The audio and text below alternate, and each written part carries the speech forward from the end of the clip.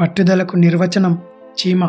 చీమ ఎంత చిన్న ప్రాణి, అది ఎప్పుడైనా రెస్ట్ తీసుకోవడం చూసారా? ఎప్పుడూ నడుస్తూనే ఉంటుంది. ఏదో ఒకటి నోట కరచుకొని తీసుకొని వెళ్తూ ఉంటుంది. ఏదో ఒక పదార్థానికై వెతుకుతూ ఉంటుంది. ఏదో ఒక పదార్థాన్ని ముక్కలుగా కొరుకుతూ ఉంటుంది. చీమ వెళ్ళే దారిలో ఏదైనా అడ్డంగా పెట్టి ఆగుతుందేమో చూడండి. చీమ ఆగదు. దాని మీద నుంచైనా వెళ్తుంది, లేదా వేరే మార్గాన్ని అన్వేషిస్తుంది.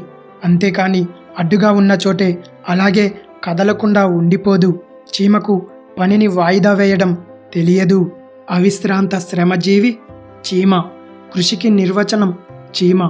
ఎండాకాలమంతా ఏదో ఒకటి సేకరిస్తూ ఉంటుంది. వానాకాలంలో సుఖంగా బ్రతుకుతుంది. అంతేకాని అడ్డుగా ఉన్న చోటే అలాగే కదలకుండా ఉండిపోదు.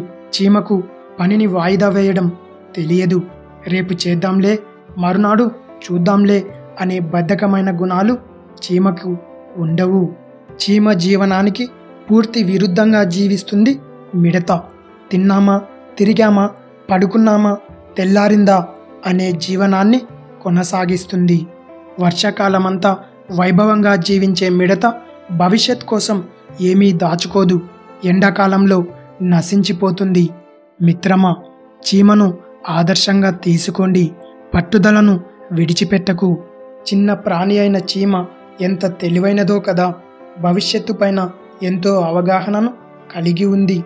తనకు ఉన్న సమయంలో సంపాదనను పోగు చేయడంలో ఎంత శ్రద్ధ చూపాలో, ఎంత కష్టపడాలో నేర్పిస్తుంది చీమ. చీమ తన జీవనంపై ఎంత అవగాహన కలిగి జీవిస్తుందో కదా.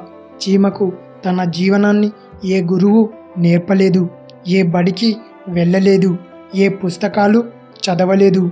ఎంతమంది పెద్దలు హితబోధ చేసినా, ఎన్ని పాఠాలను నేర్చుకున్నా, ఎన్ని పుస్తకాలను చదివినా మనం మాత్రం మన జీవితంపై ఎలాంటి అవగాహన లేకుండా జీవిస్తున్నాం.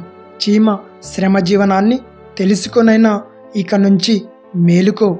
మిత్రమా, ఆఖరిగా ఒక్క మాట, బద్ధకాన్ని విడిచిపెట్టు. లేదంటే కొంతకాలం వరకే వైభవంగా జీవించి తరువాత నశించిపోతావు.